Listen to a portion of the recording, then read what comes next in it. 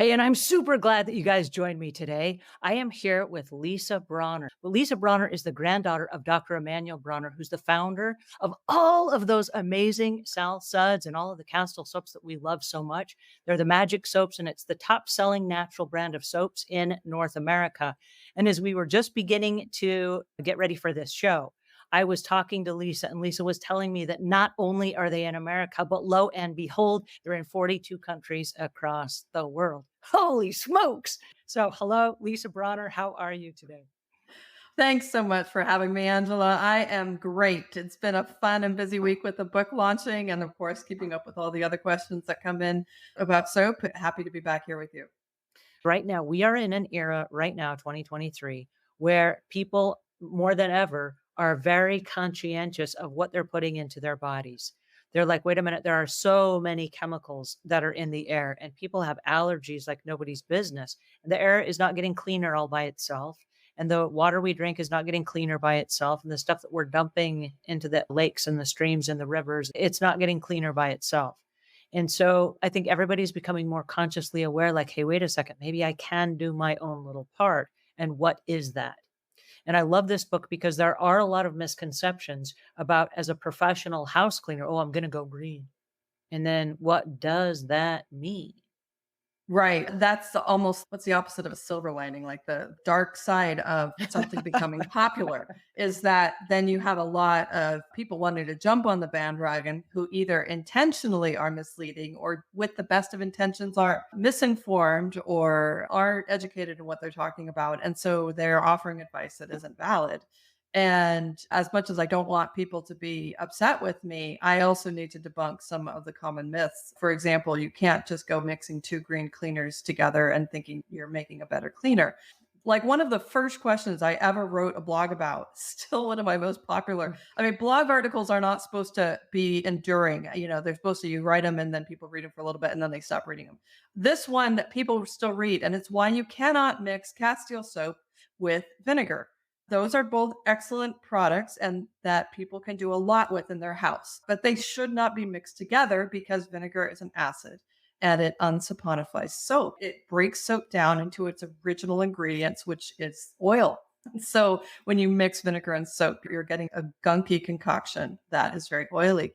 People do that with the best of intentions, but they need to understand that that one doesn't work. And there are others like that. Some are more dangerous. That one's just messy.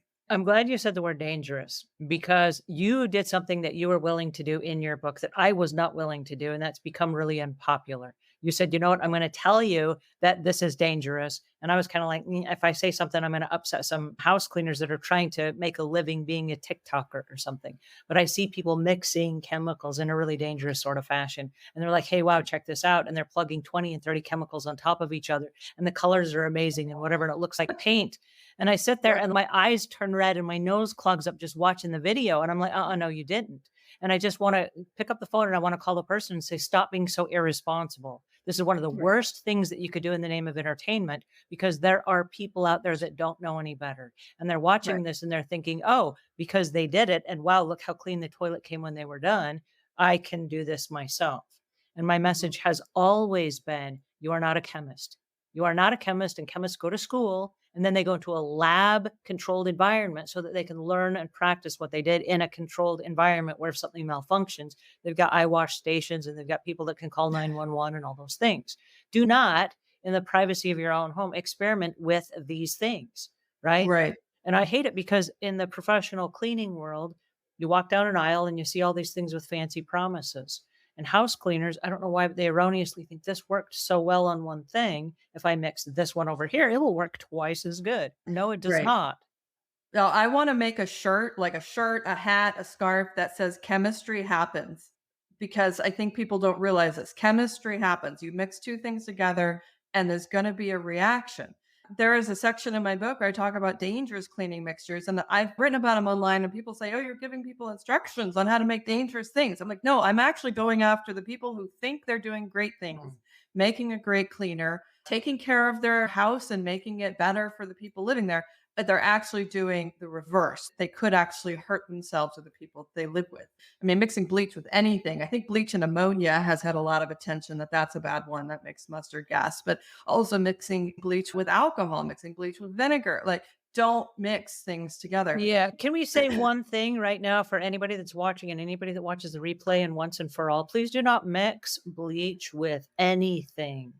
You can So, dilute it with water, but please do not yeah, mix it with anything ever under it's any highly circumstances. reactive. And if you forget that, please call me or text me and I will remind you. Okay. Because that's not cool. The other thing that I think people are mistaken about is when they see products that do the same thing. This is a carpet cleaner and this is a carpet cleaner, therefore they must have the same ingredients in them. So it's okay if I have a little bit of this one, a little bit of that one to put them together. That is not the case. The manufacturer might claim that they do the same thing, but the chemistry involved, the ingredients that they put in are different. You cannot mix them together. So it's one of the messages I really hope people take away is that chemistry happens. And even mixing with Castile soap, which is a beautiful, simple product, but there are some things that you shouldn't mix with it. Vinegar, as I've said, Epsom salts. This is body care a little bit more than house care, but you can't mix Epsom salts with Castile soap either. All right. Soapandsoulbook.com. This is Lisa Bronner. You guys, I'm so excited. Thank you for joining us today. And thank you, Lisa, for your time and attention.